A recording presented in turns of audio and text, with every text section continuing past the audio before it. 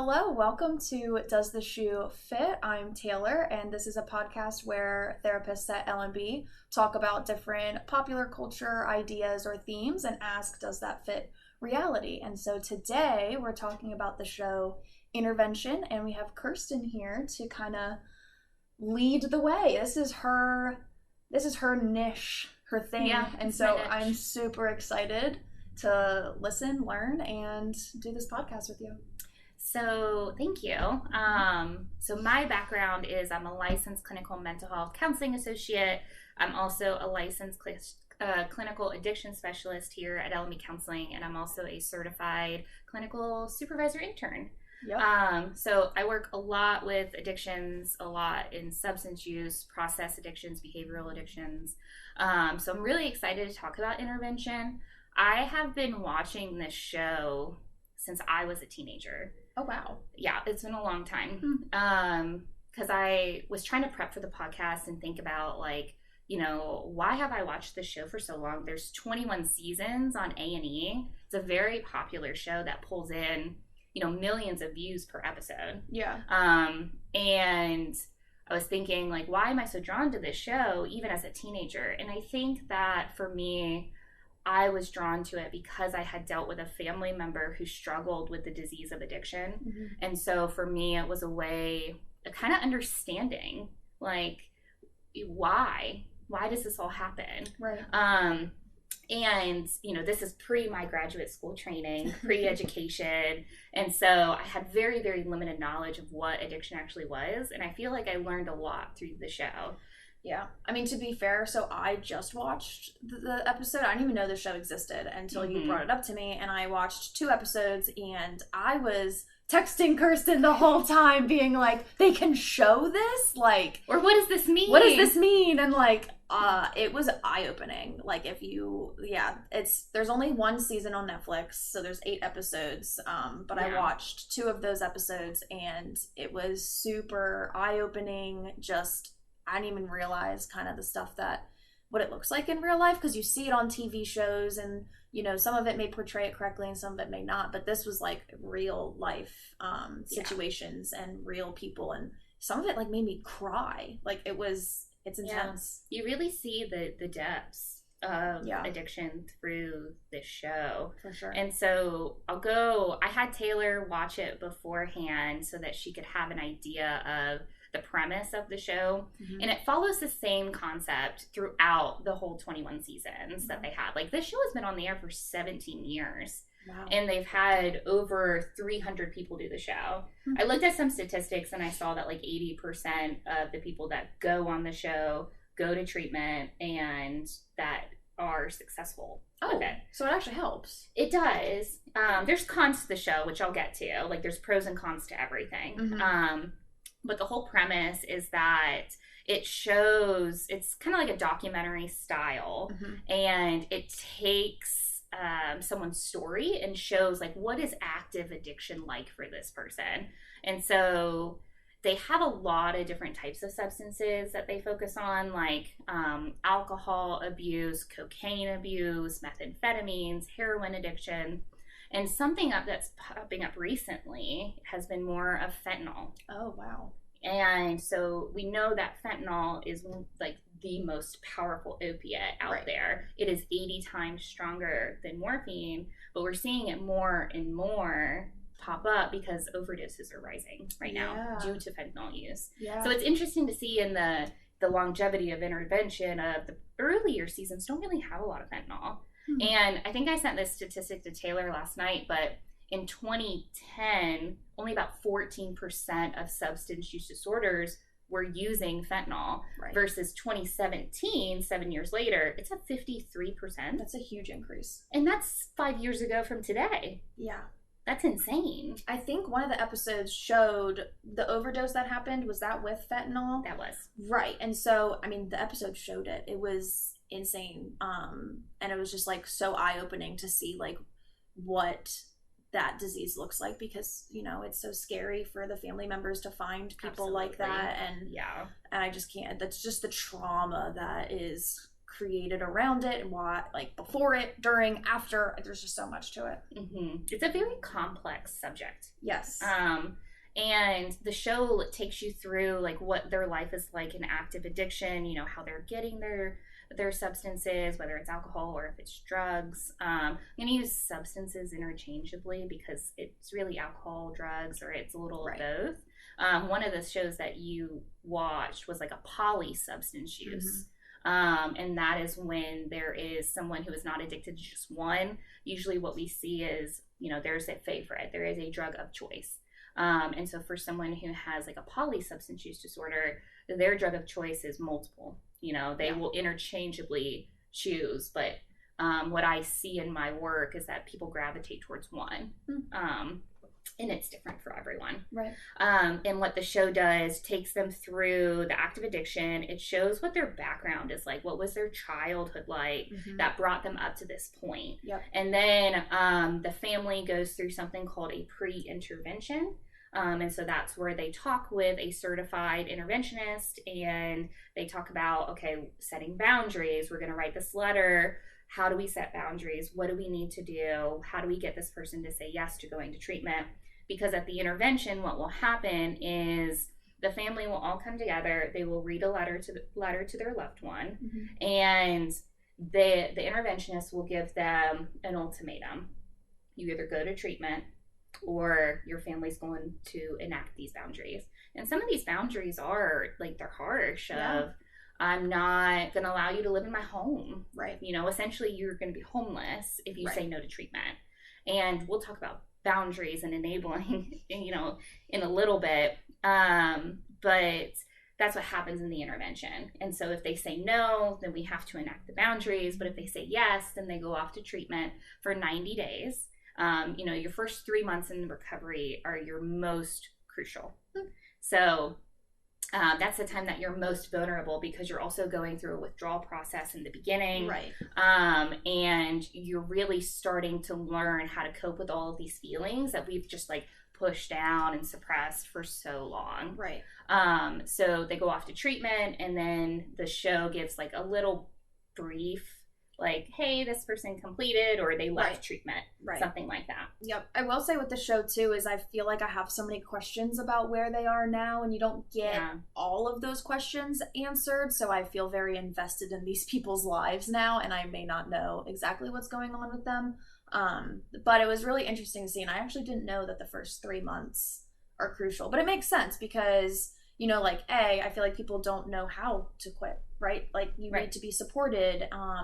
There's like alcohol addiction. You can't just cut cold turkey. Like that's dangerous. Right. You have to have someone there that's guiding you and supporting you. And so, I think the show's really cool because I think I didn't know this. Do they offer the intervention? Like, do they pay for it? The show pays for their treatment. Yeah, so that's really cool. And that's a huge, I mean, if you are a long time watcher of the show, then you can understand why the family pushes so hard for this intervention as like, this is the last opportunity. Right.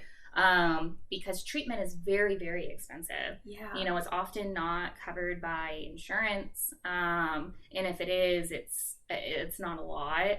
Or, you know, some really good facilities are out of network. And so, you know, treatment could run you the price of a car.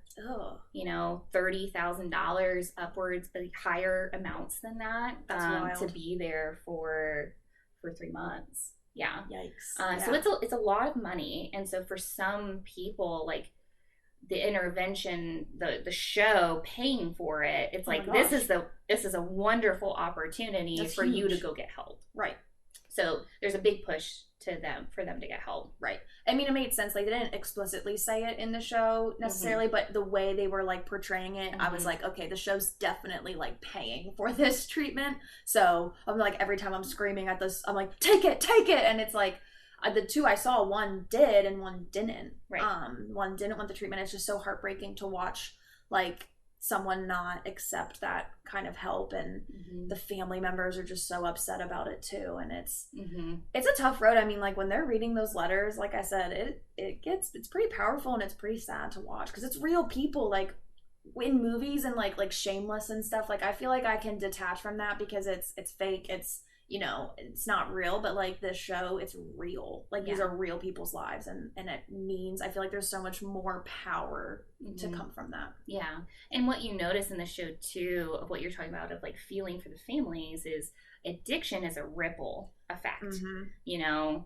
And I think that the misconception is that the user doesn't care about the family, and that they're maybe intentionally hurting their family, but it's really not the case, because at a certain point in someone's active addiction, it's not really a choice for them anymore.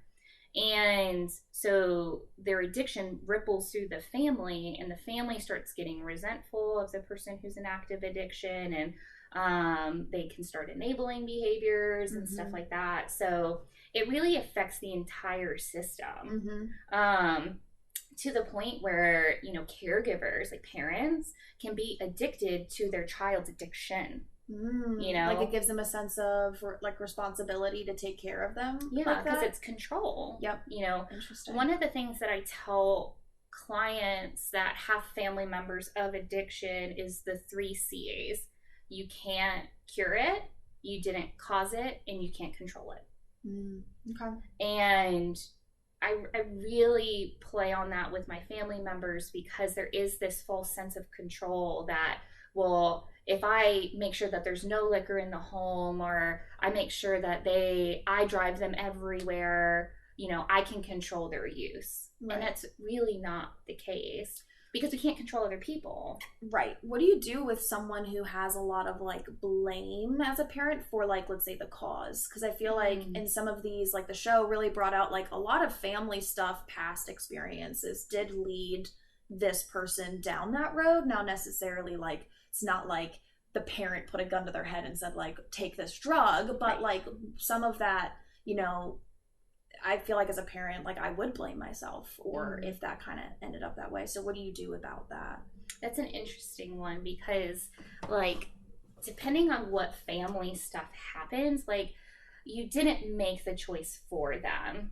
A lot of what you see in a lot of stories in intervention is a lot of drug use or alcohol use starts as a teenager. Yes. Which, you know, teenagers developmentally want to explore, they want more freedom, they start trying to think like an adult and trying to have autonomy over themselves, and so they just engage in more risky behaviors. Their prefrontal cortex, which holds all of our judgment, reason, is not fully developed yet, and so we see a lot of substance use in teenagers that way, which parents can't necessarily always control for that, and you know, that can spiral out of control very quickly.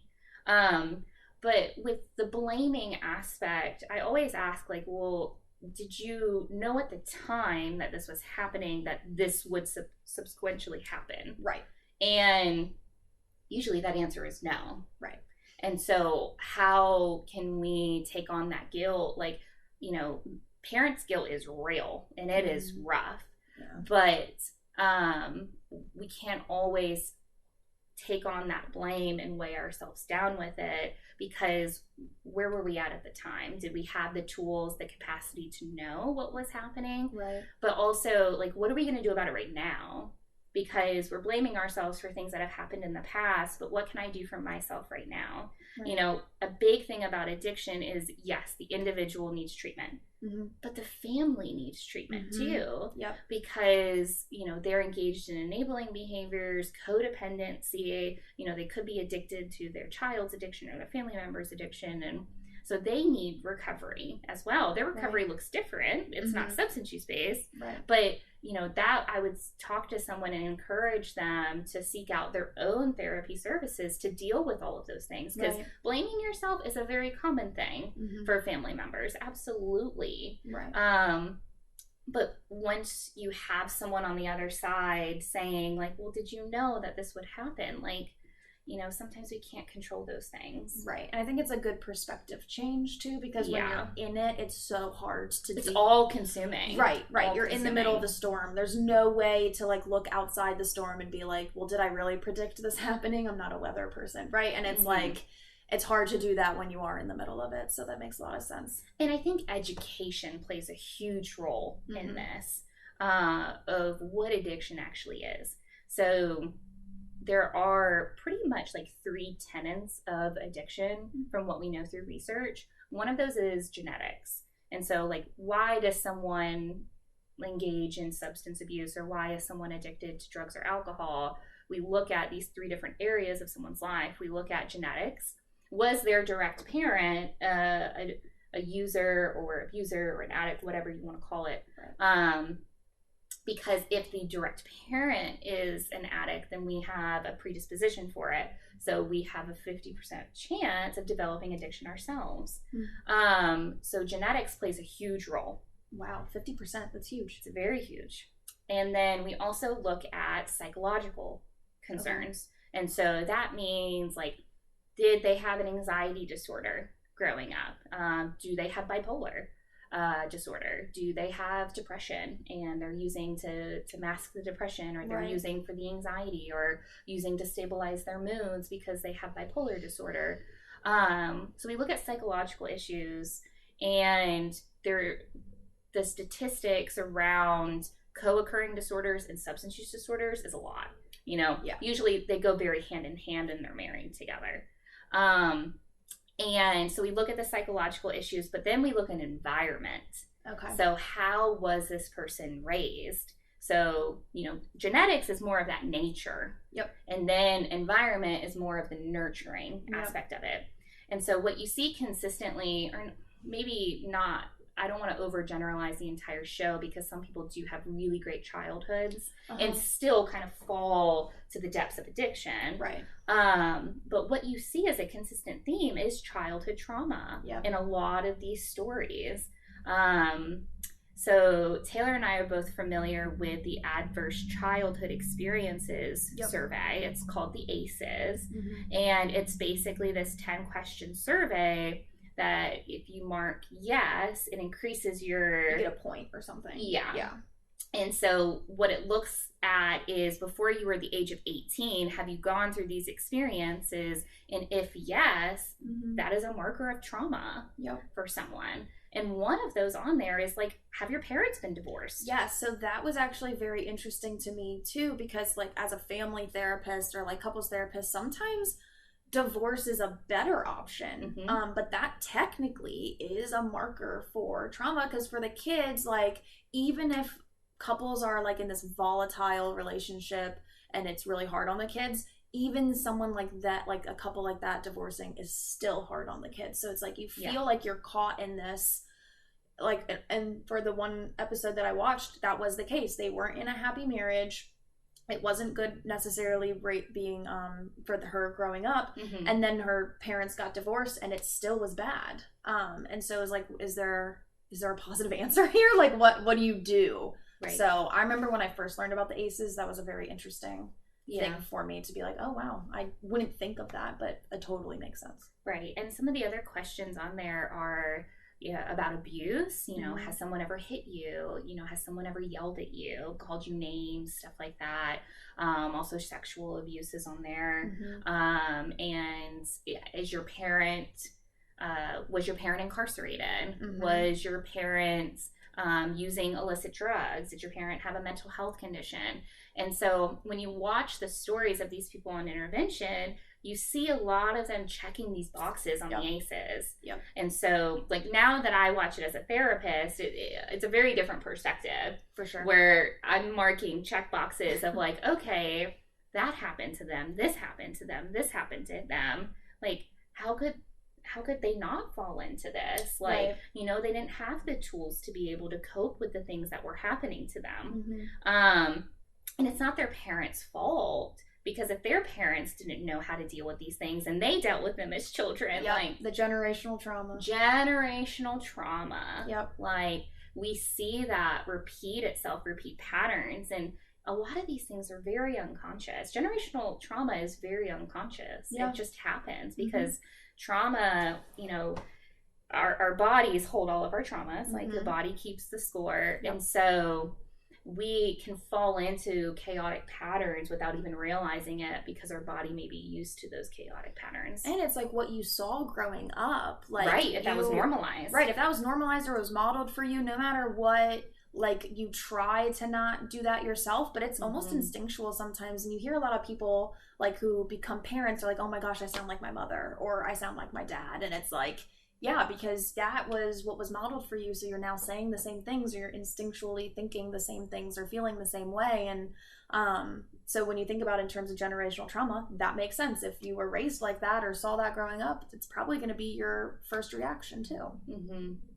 And so there is a doctor that I really respect, Dr. Gabor Mate. He's written numerous books, like one of the books that I read, In the Realm of Hungry Ghosts. It's a very, very, very good book. But I respect his work, and I was watching a TED Talk by him, and he said that addiction is the result of human suffering. Oh, yeah. And I thought that made so much sense to me. Because when we think about suffering, and the 3 markers of addiction that we just talked about of genetics, okay, their parent was an alcoholic. What did that do to the kid? Right. Psychological issues, but anxiety, depression can feel like suffering. Oh, for sure. Depending on its severity. And also your environment. If you grew up in a very chaotic environment, it feels like suffering. And so when he said that addiction is the result of human suffering, I thought, wow, that's a very humanizing statement. Yes. Because we like to think of addiction as this moral choice. Right. This moral debate of, well, you're choosing to do this. And it's not always that easy to say. Like, yes, everybody has a choice in their lives to go do drugs or drink alcohol. And maybe more towards the beginning. Yeah. And they're probably choosing these things as teenagers. Right. By the way. Which, and when you're a teenager, your prefrontal cortex is not developed. Like, you are not making choices that you would maybe make as an adult. Like, I think back to when I was a teenager, and I'm like, why would I do that? Or why would I say that? Or I feel bad for all those things. And it's like, if I were to go back now, I would never have done that. Did you have the capacity to know that those things were bad? No. But I don't sit here and guilt trip myself. But I recognize that. But it's just so crazy, to look back and think the brain is very different. Right. Because our brain doesn't stop developing until we're 25. Yeah. I've had 1 year of development. I guess 2 years now, but it's really funny to think about that. So am I really 2 years old? I mean, your brain would probably say yes. Yeah. It's kind of fun. It's really interesting. But I mean, this is a little neurobiology, but your brain repairs itself. Neuroplasticity is a real thing. Yep. And that's what happens a lot in recovery is neuroplasticity, because what happens is when we are in the throes of active addiction, our prefrontal cortex is not online whatsoever. And so when someone enters recovery or treatment, it's pulling back and strengthening that prefrontal cortex. Right. And being able to make good decisions, making good judgment calls, especially when they get back out into the real world after treatment. So those things are so important. So do you think that teenagers, because we know that neuroplasticity with age gets harder, right. So who has a better chance of recovery? Is it starting young, or is it when you're older? Starting young. Because when you think of that teenage brain, it's still developing. Right. And so the drug use or alcohol use that's happening in the teenage brain, should repair itself more quickly, because you just have more time than someone who is older. Right. And the brain is probably repairing itself at a faster rate in a younger kiddo than it would for someone who's 50 years old. But that doesn't mean that you can't do it. Right. Whatsoever. But it is probably a little bit easier to get it done earlier, because it is recommended that no teenager should drink alcohol or do drugs because of their developing brain. This goes for weed, friends. Yes, it does. There is such thing as cannabis use disorder.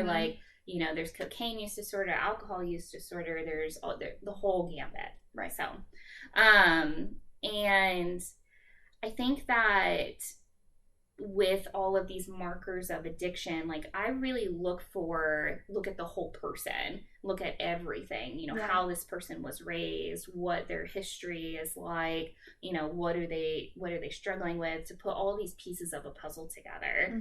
And so when I watch the show, that's what I'm doing, is putting these pieces of a puzzle together. Right. And family has a lot to do. Oh, for sure. With addiction. Yeah. And so talking about enabling and boundaries. Love it.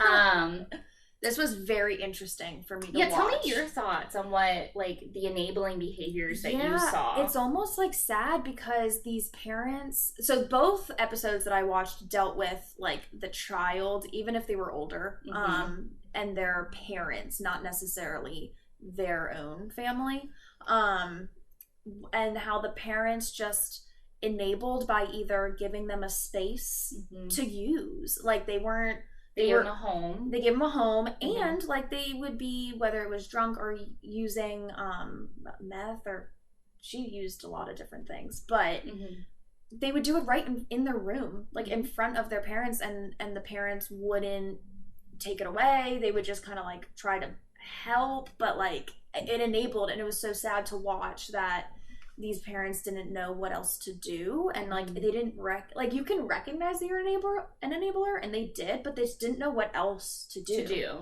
Like they're like, I don't want to throw my son on the streets, and like one of the dads was saying like, my worst fear is seeing that he dies alone in the streets, but if he like died in the house, somehow that would make him feel a little bit better that he had a home to be in or something. But like such a different kind of mindset, and the interventionist was like, you realize in both of those scenarios he dies.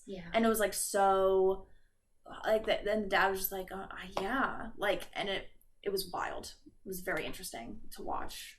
So enabling, when we think of addiction, for someone to be motivated to change, because they do need to be motivated to change. Like we can't force people into changing. Right. You know that whole saying, you can lead a horse to water, but you can't make them drink. Like, so true. You know, that person who is going through active addiction needs to want that for themselves. And if they don't have the motivators or even the consequences to be able to change, why would they? Right. You know, if they are that far deep, their brain has changed. Their brain chemistry literally changes, and they are dependent on whatever they are using. Because if they don't use, then they experience withdrawal symptoms. So they need to be motivated to change.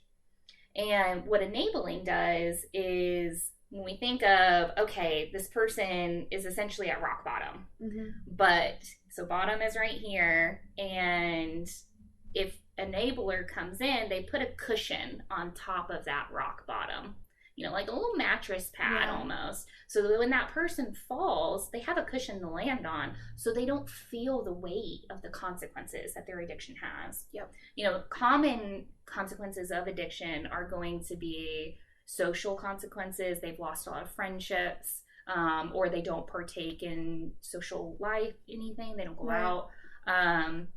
Financial consequences. So if someone, let's say they're spending, like, I don't know if they show this on your episodes that you watch, but sometimes they will show how much someone spends per day. And I've seen upwards of like $1,000 a day on substances. Wow. And so if that person does not have a job, you know, that's a financial consequence that they have, because they're trying to like scrape this money somehow. In the one episode I watched, she was getting welfare checks, and she was using those welfare checks to buy her drugs and stuff. Because they mentioned it very briefly in that episode.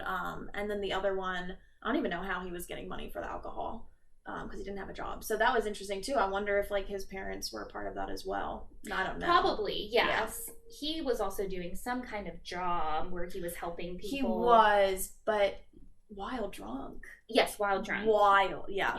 So enabling provides a cushion. So the person going through active addiction never feels the weight of the consequences that they have, because if they have shelter, you know, they have a home to live in, a bed to sleep in every single night, they have safety. They have food. You know, I've seen a lot of episodes where the parents like consistently just cook for them, you know, buy them food, give them money. And then the person uses it to go buy their drugs or go buy their alcohol. And so why we don't want to enable is so that the person can feel the consequences of their addiction. You know, the family feels the consequences of it, but the person does not. And then we look at the person and say, why are you still using? Right. Like, don't you see the consequences that it has on your life? And They don't understand it. And it's not their fault that they don't understand it, but they don't have the capacity to. But the family is also the ones that are contributing to this. And by not setting these boundaries with the person in active addiction, but we look at them and say, why don't you stop using? Well, we have to stop enabling for them to stop using. Right. And I think another thing that the interventionalist said in one of the episodes, what a weird word, was, you know, part of that rock bottom thing. And he was saying, like, well, rock bottom is death. So, like, we don't want to hit rock bottom. A lot of times families wait until, as soon as they hit rock bottom, then they'll feel it. But if you're enabling and they're not feeling it, they will never rock bottom is death. And it can be. So it's like people aren't thinking necessarily like that, and it's good to start putting that into perspective, especially because, you know, boundaries in this case, though they may seem harsh for the family, and I watched in those 2 episodes families like really upset about the boundaries that they were putting on, and the interventionalist is like, you have to stick to these boundaries, and it just crushed the family to say, like, you can't live here anymore, we're gonna kick you out. And but that often, it's so painful, right? It's so painful, and it's part of that is, you know, the family going through the pain too, and the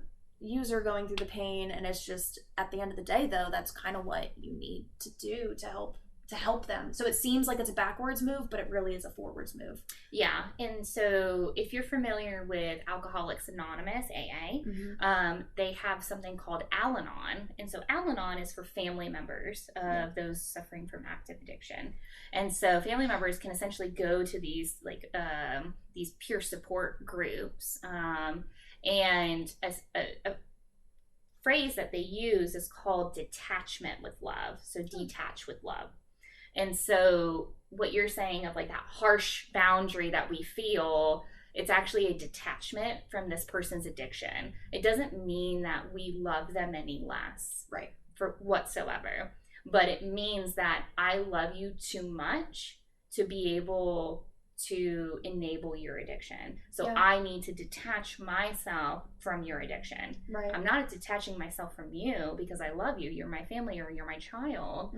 But I also need to take care of myself and detach from this addiction. Right. And so I really like that term, because when we say like set boundaries, that feels like walls, it feels like rigid, and it feels harsh, and it's gonna feel painful for a parent to say that to a child, no matter what age they are. Right. You know, it could be a 70-year-old parent with a 50-year-old child.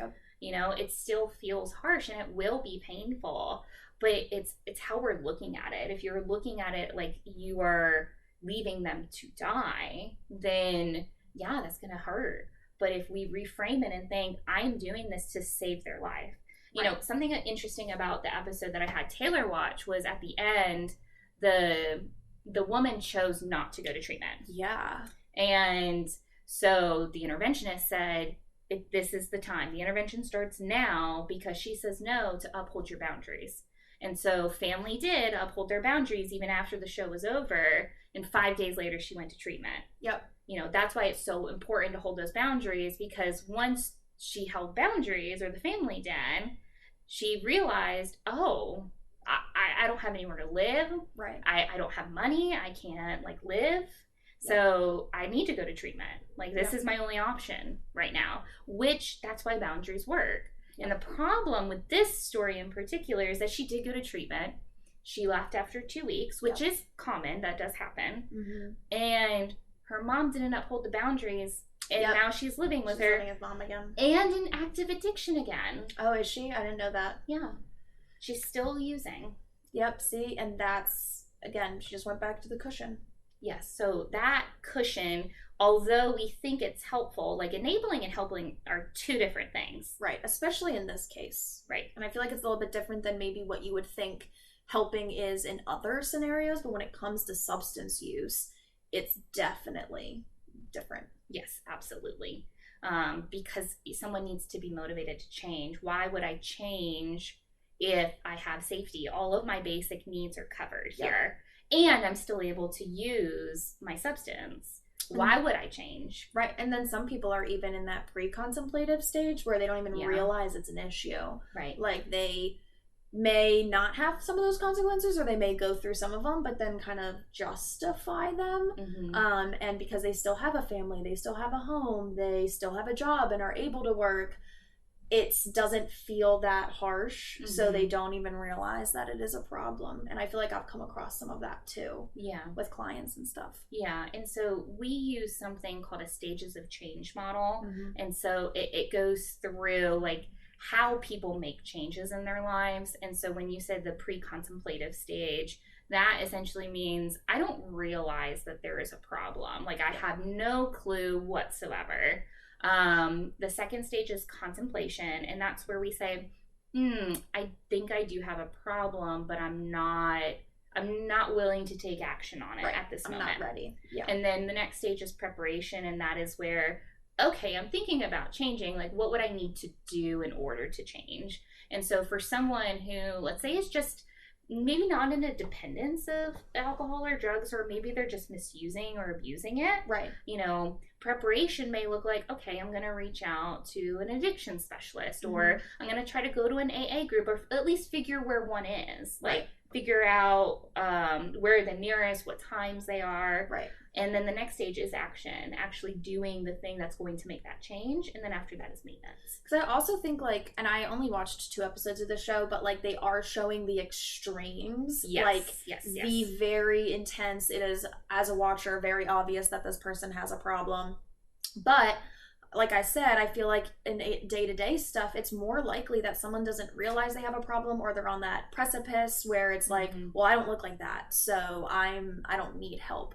But it's really like there are different levels or a spectrum of it. And so like you could seek help at each level. Right. I just think people wait until they're at like the worst possible spot. The dependence. The dependent spot. And then it's like not too late, but it's like now it's the hardest part to go back from. Right. And so that substance use spectrum, the way that I think about it is we have substance use, we have substance misuse, so misusing the way that we use, abuse, so abusing the substance, and then we have dependence. So what would you say is like the different criteria for that? Like how would you know where you are? Are you at misuse or abuse or dependence? Or usually it's in the beginning it's why. Like, you know, why are you using? Like, what is your relationship to drugs or alcohol? I'm going to use alcohol because that's usually it's a little bit of an easier one to explain. Right. But so you can have normal recreational alcohol use, like using very socially.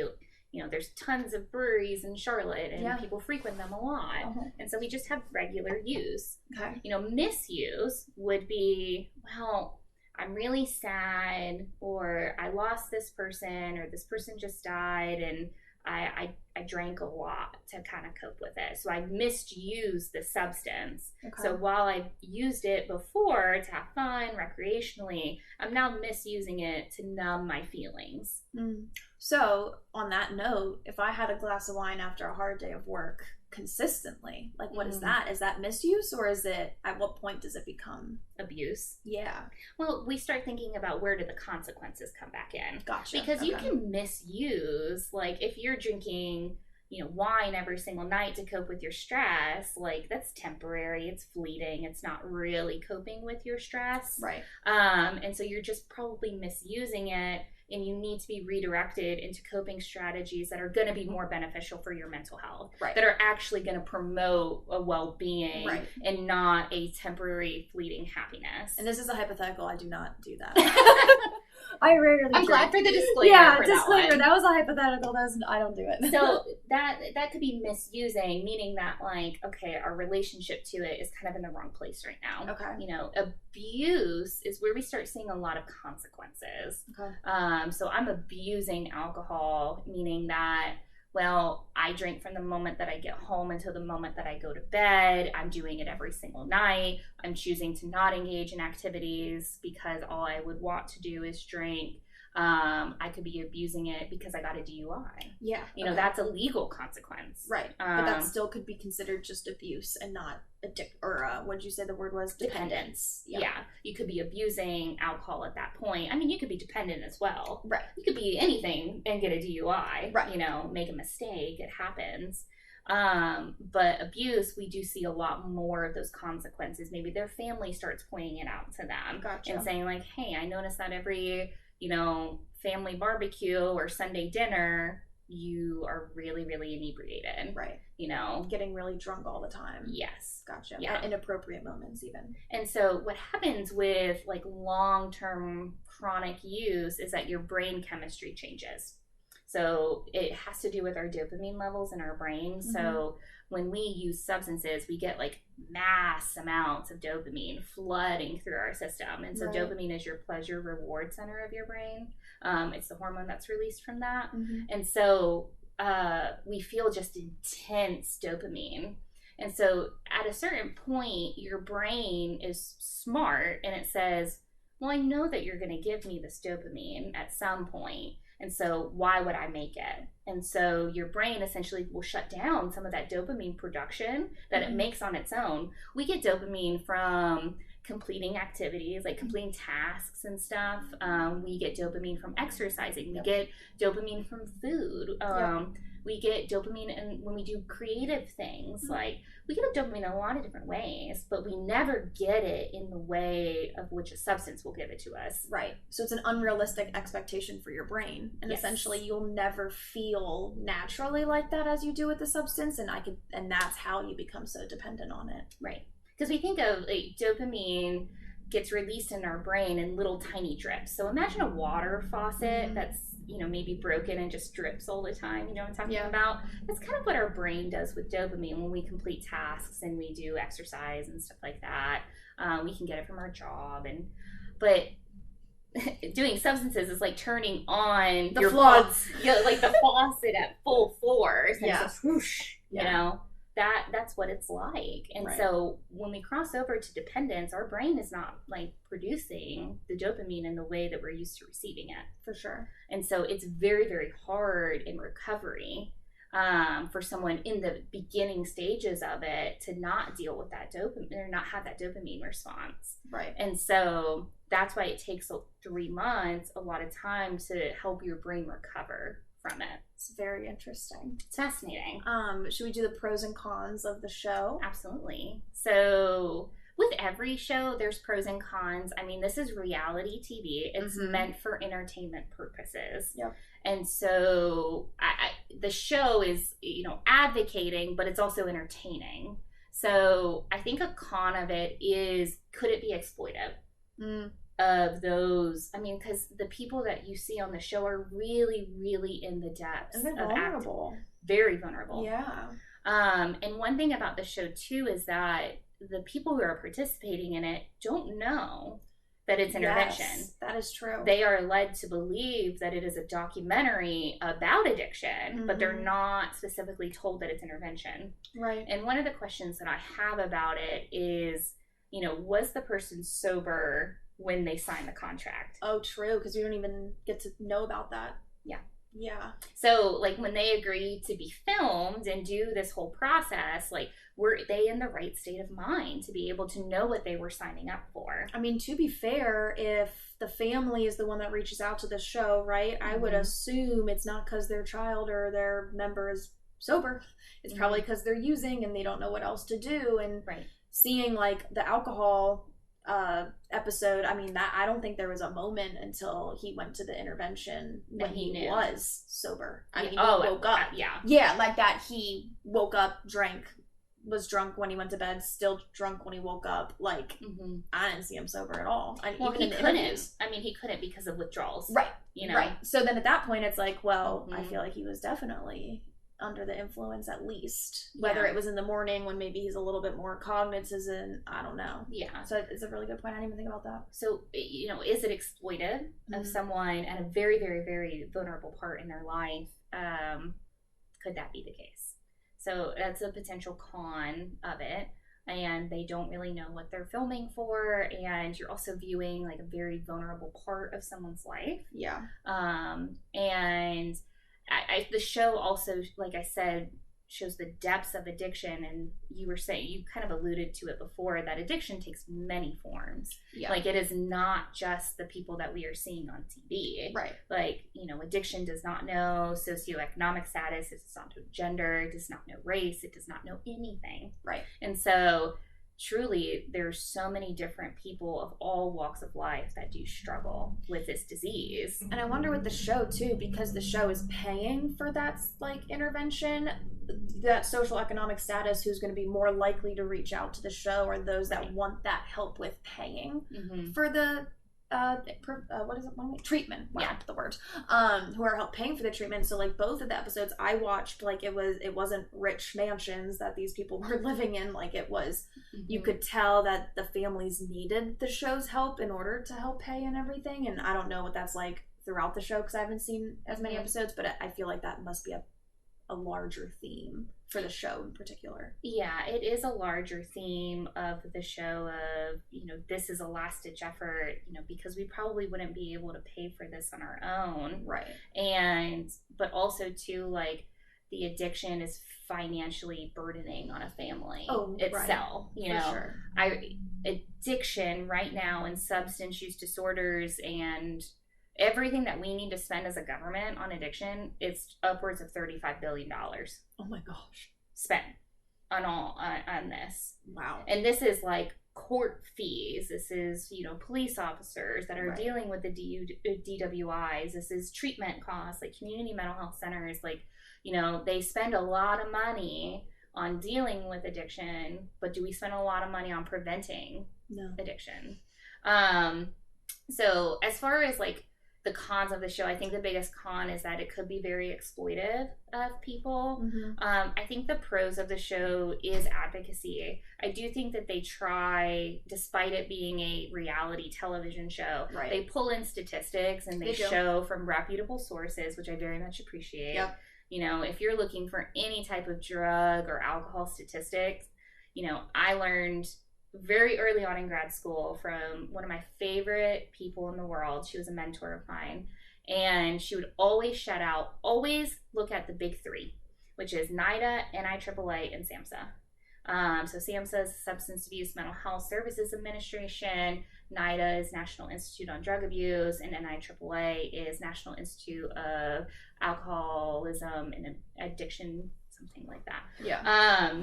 But those big three, NIDA, NIAAA, and SAMHSA, are the places that we want to go to look at reliable information on statistics and they have so many facts about drugs and alcohol. They have so many fact sheets. They have brochures. They have so much wonderful information. And so if you know anyone who's struggling, those are really good places to go. SAMHSA has a helpline to be able to help people. And I'll link all three of those to this episode, so it'll be in like the notes section of wherever you're listening or watching it. And one thing I do want to say, let me talk about pros and then I'll say my last thing. I think the pros of the show is the advocacy piece. You know, we are seeing addiction, you know, over time, we are seeing less stigmatization of addiction, but it's still there. Yes. It's 100% still there. Right. But as we learn more about addiction, we destigmatize it. Yep. And so one of the biggest things to know is that addiction is a chronic brain disease. Yep. But it is treatable through therapeutic intervention. So you'd say, like medical, so it's a medical thing, but you can also treat it through therapy. So yes, essentially. And you can also treat it medically too. Like if someone is going through opioid use disorder, like heroin use or prescription medication, Oxycontin, stuff like that. There's something called medicated assisted treatment. And so that's where someone takes Suboxone, buprenorphine, methadone, and what it does, it's a synthetic opiate, which basically does not, get the person high or give them those euphoric feelings that they would get from like heroin, but it curbs the withdrawal symptoms. And so that is also a medical way of treatment.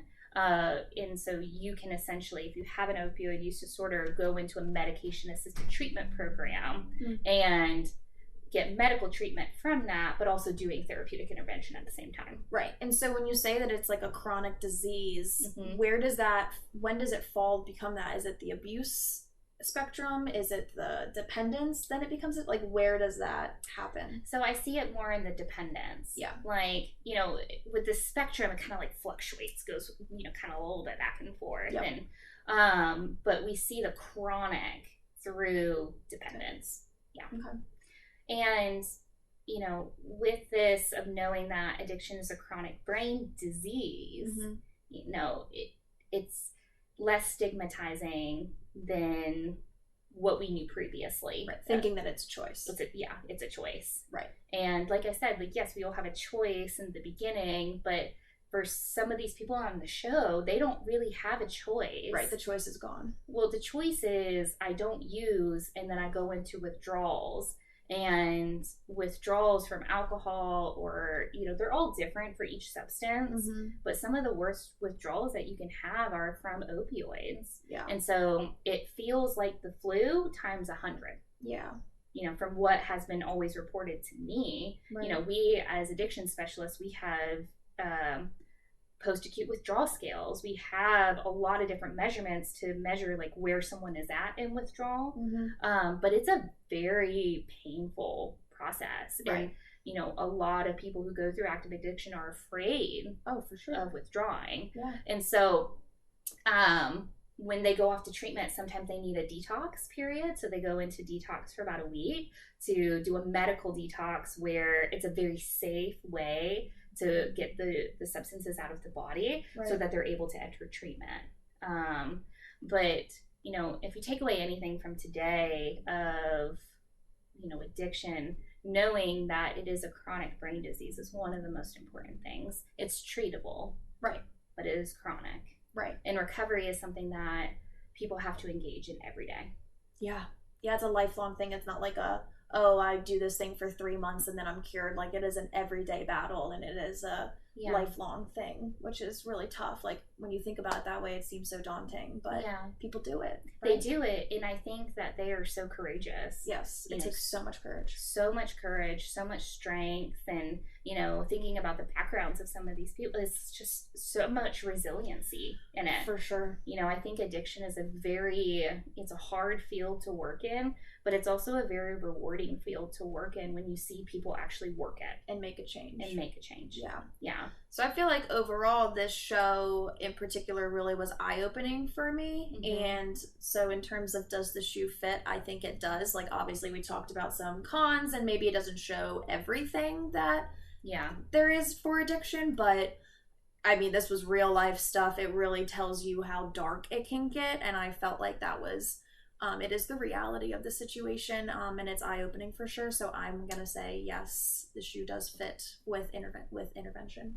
All right. What about you? I say the same thing. Okay. Like, I do think that there are the cons for sure, and I think that there is a lot more to addiction that is not shown. But I think that the premise of the show of trying to get people into treatment, that fits. Yep. That fits for me. The intervention process seems very harsh. That ultimatum kind of decision, but we need to be intervening way before that. Right. Yes.